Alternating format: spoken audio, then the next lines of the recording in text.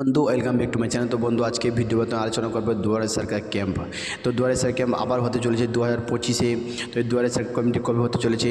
মাননীয় মুখ্যমন্ত্রী মমতা বন্দ্যোপাধ্যায় ঘোষণা করলেন ফাইনাল এই দুয়ারে সরকার ক্যাম্প নতুন হতে চলেছে।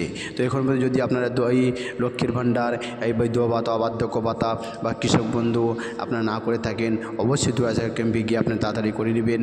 আর যদি করে রেখেছেন তো আপনাকে অসংখ্য অসংখ্য ধন্যবাদ। তো কীভাবে করবেন এবং এই দুয়ারে সরকার ক্যাম্পটি কবে হতে চলেছে ফাইনাল বন্ধু এই ভিডিওতে আপনারা এই ভিডিওটি শুনুন।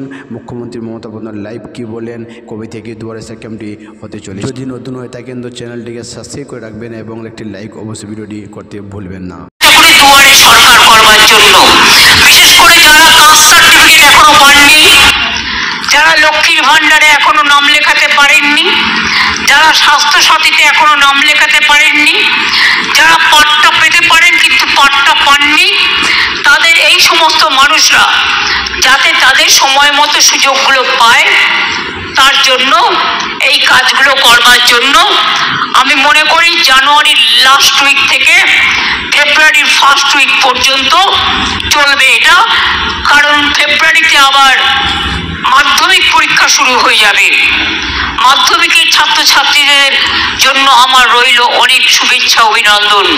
খুব ভালো করে পড়াশোনা করতে হবে, কন্যাশ্রী বিশ্বশ্রী হতে হবে, মাথায় রাখতে হবে যে তোমরা একদিন পাইলট হবে, তোমরা একদিন ইঞ্জিনিয়ার হবে, তোমরা একদিন ডাক্তার হবে, তোমরা একদিন প্রফেসর হবে। এখন থেকে ব্রত নাও, মানুষের সেবা করতে হবে। মানুষের সেবা করাটা আমাদের সবার ধর্ম। তো বন্ধু আপনারা দেখতে পারলেন ভিডিওটিতে এই জানুয়ারি মাসের লাস্ট উইক থেকে ফেব্রুয়ারি মাসের প্রথম উইক পর্যন্ত আবার দুয়ারে সরকার ক্যাম্প নতুন হতে চলেছে। তো অবশ্যই এখন পর্যন্ত যারা এই নতুন স্কিমের মধ্যে যদি না আছেন বা নতুন প্রকল্প যদি এখন পর্যন্ত না করে থাকেন তো অবশ্যই যারা যারা এখন বাকি আছেন অবশ্যই গিয়ে দুয়ারে সরকার ক্যাম্পে তাড়াতাড়ি করে নেবেন।